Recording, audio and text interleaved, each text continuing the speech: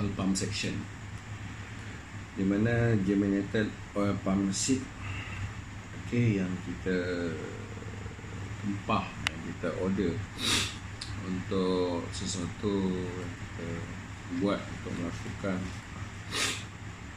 menanam pokok kelapa sawit melalui perancangan yang betul dan baik, plan yang baik, di mana seed yang kita order, yang kita tempah perlulah berkualiti yang tinggi, dan kita tahu berapa jumlah pokok atau keluasan yang kita nak develop.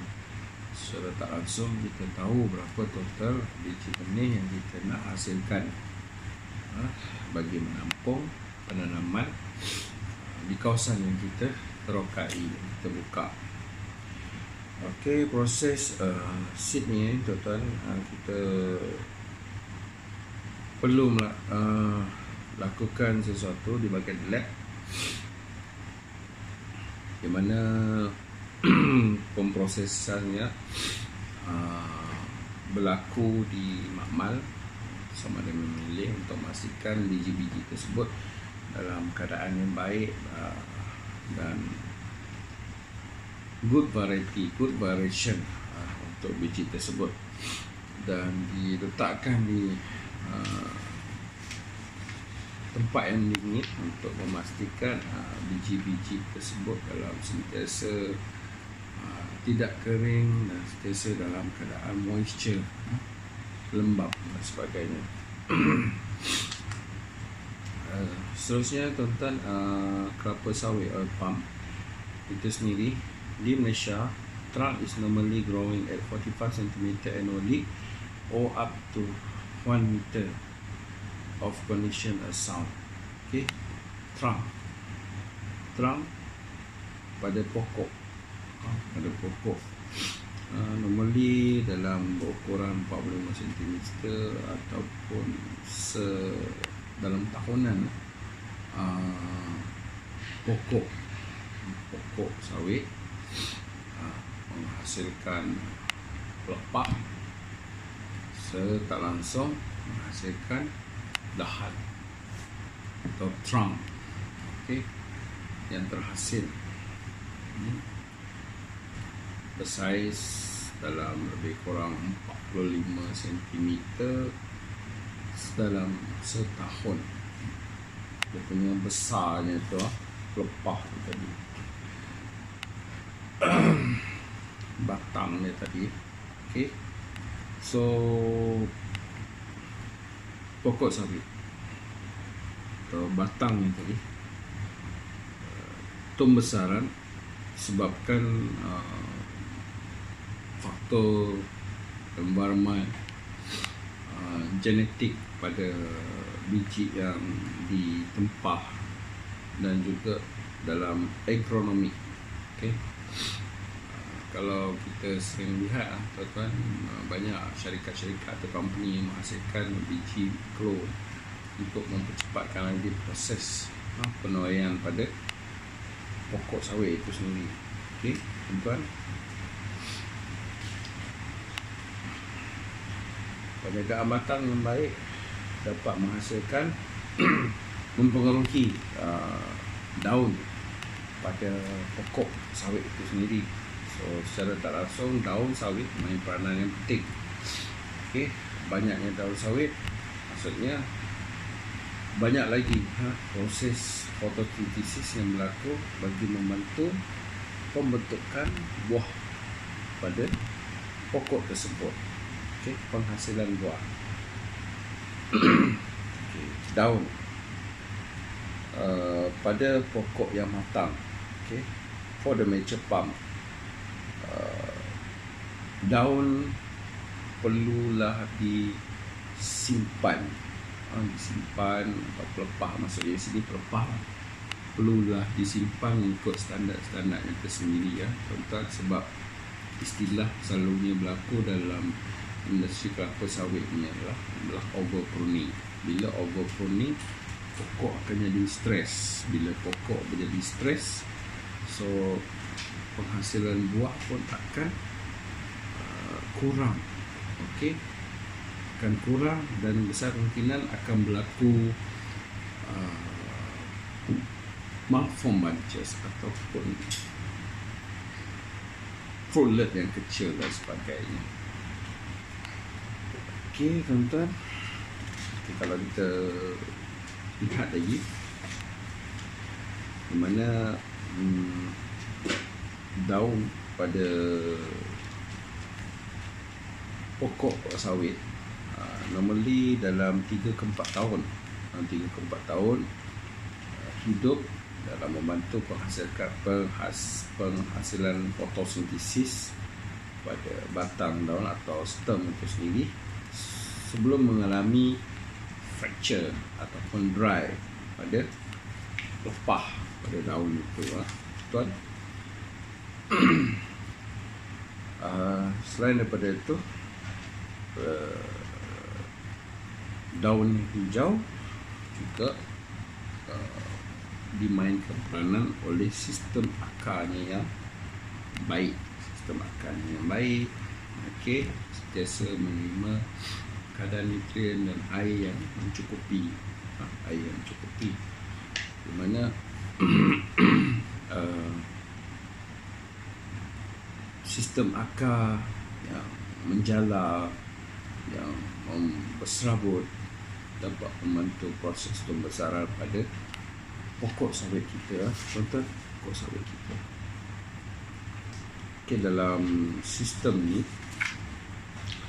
di mana akar pada tumbuhan sawit juga dapat kita lihat pada bahagian sekeliling pokok boleh menjala sehingga ke 15 cm daripada poin pokok itu sendiri di kawasan sekeliling. Okay. Maknanya tadi akar wujud bukan setakat di bahagian susunan pelepah, malah di sekeliling pokok itu sendiri. Itulah sebabnya tuan-tuan, ada setengah agronomis atau R&D berpendapat taburan baja masih relevan dilakukan di sekeliling pokok, okay? Dalam jarak dalam 1 kaki, dalam jarak setengah meter, 1 meter radius dia, sebab masih lagi terdapat fibrous root, sistem akar, okay?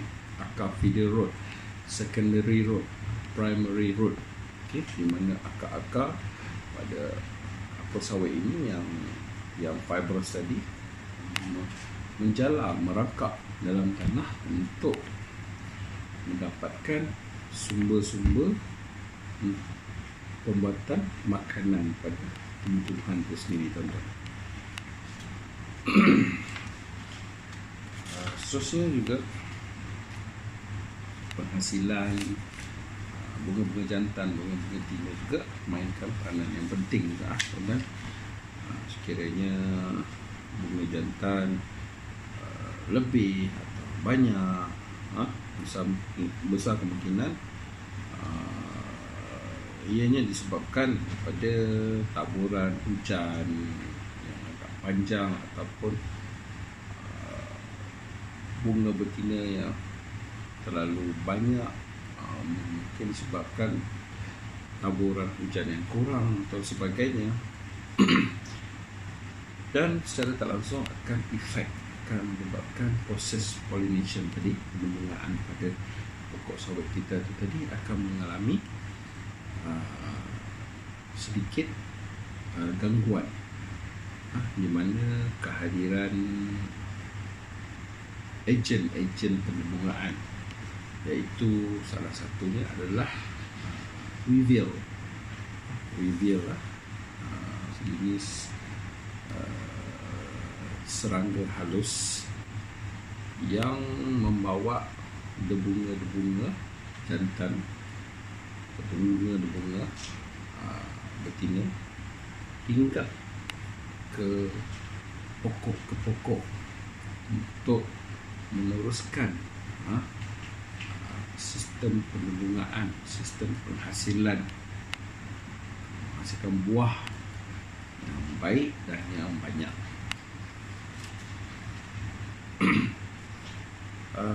Tak lupa juga tuan-tuan, dalam sistem industri kita ni, secara tak langsung penjagaan pokok yang betul, yang mengikut program kerja yang baik, taburan baja yang betul, secara tak langsung penjagaan parit yang baik secara automatik dapat menghasilkan buah yang semaksimum yang ada pada kawasan tersebut. Okey, dengan arti kata lain,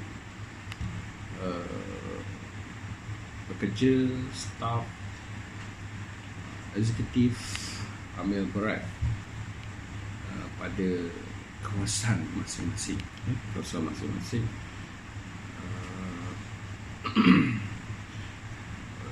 dan seterusnya, penghasilan, memaksimumkan penghasilan buah yang banyak seperti mana yang diwar-warkan oleh